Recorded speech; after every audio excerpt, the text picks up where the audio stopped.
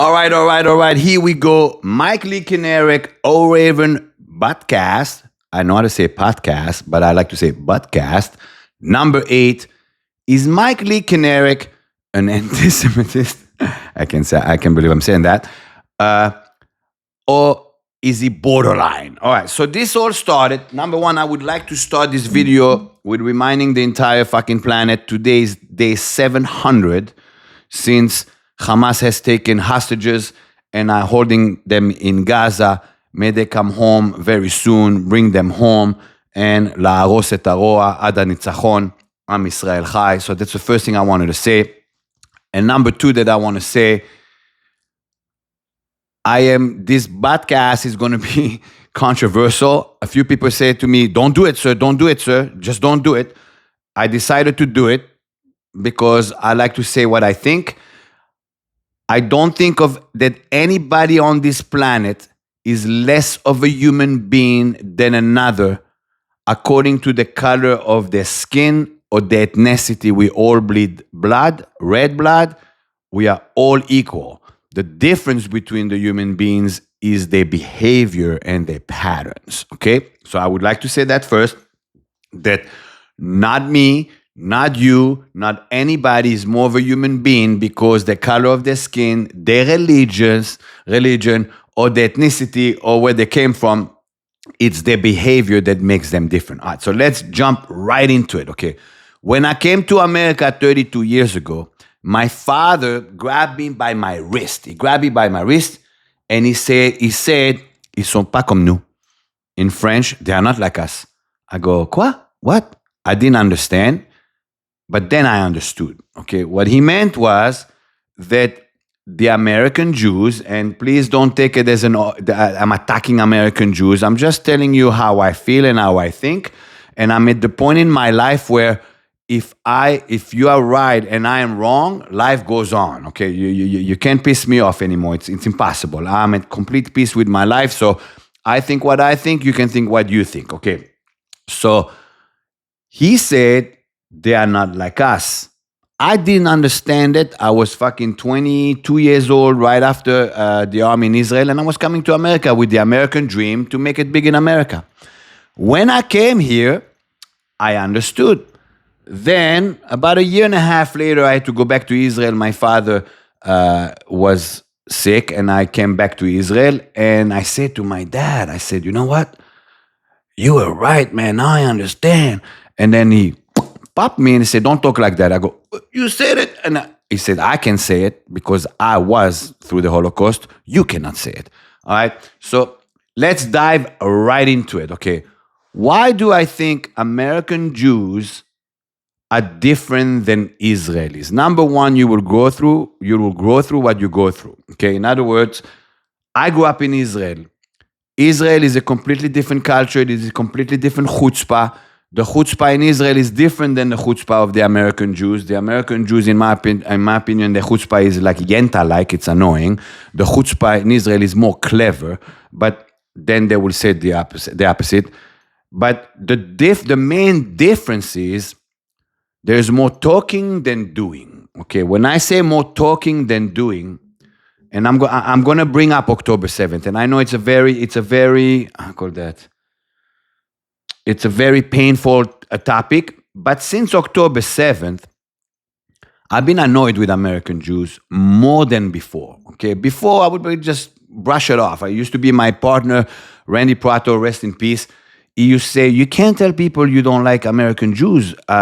We are selling an Israeli product. I go, I don't care. What are they going to do, cancel me? Can't cancel me if I'm Jewish. It can't cancel me if I'm Israeli. You can't cancel me if I for the state of Israel, where all they do is talk, right? Because, well, it's not good for business, don't say it. So I kind of put it aside, but October 7th brought back the whole issue, okay? Since October 7th, there is a lot of American Jews that are playing, in my opinion, and again, you're going to say it the other way. Like I said, you're right, I'm wrong, life goes on.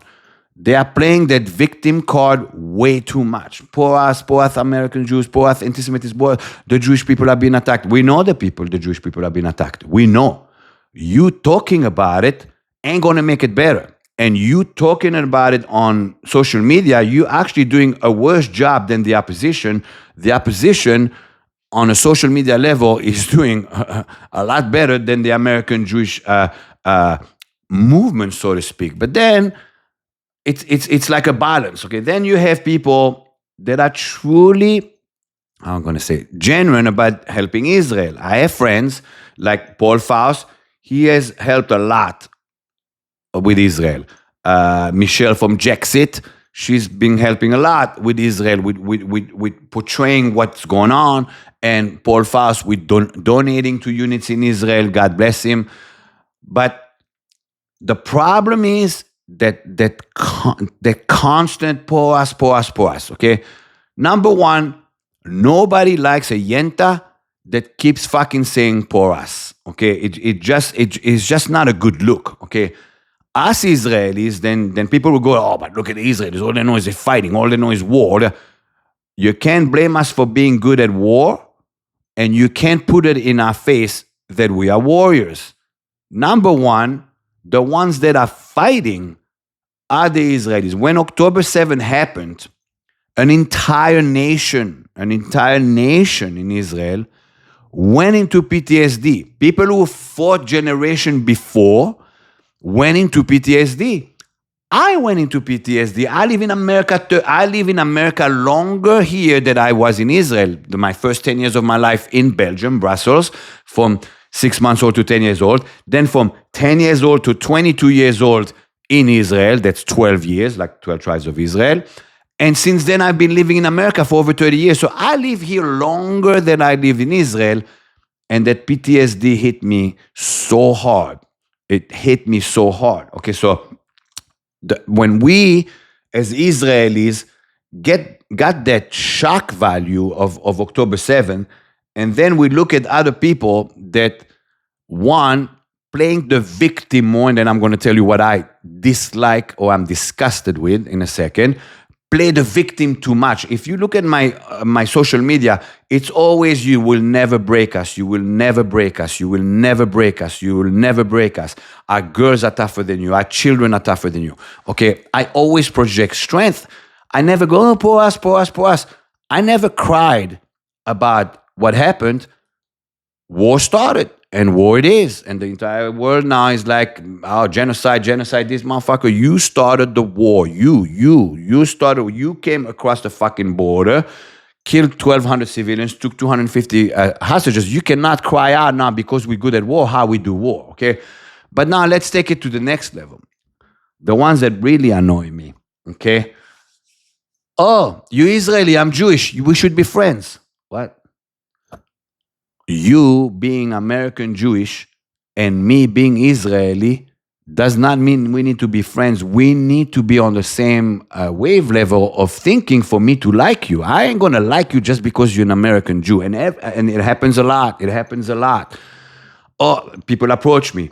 How you doing? I'm Jewish. And they think they're getting points for that. You're not getting points for that. You're going to get points with me if you're a good human being. You're going to get points with me if you value your health. You're going to get points with me if you will fight for your principles. You're not going to get points with me just because you're Jewish, okay? Just like you're not going to get points with me just because of you Israeli. It doesn't work that way, okay?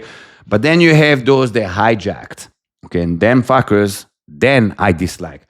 You have the influencers, the American Jewish influencers that hijacked October 7th and for likes, to be more, people follow them more, and essentially to capitalize on it, because if you're an influencer that's, I call that, successful, people will pay you. So people now are paying you to yenta yourself about poor us, poor me, and those people I can't fucking stand, okay? And I know I'm gonna rattle people's fucking minds here, and people are gonna go, oh, he's a bigot, he's an Israeli, he says motherfucker too much, here's your motherfucker for this podcast, right? This is how it works.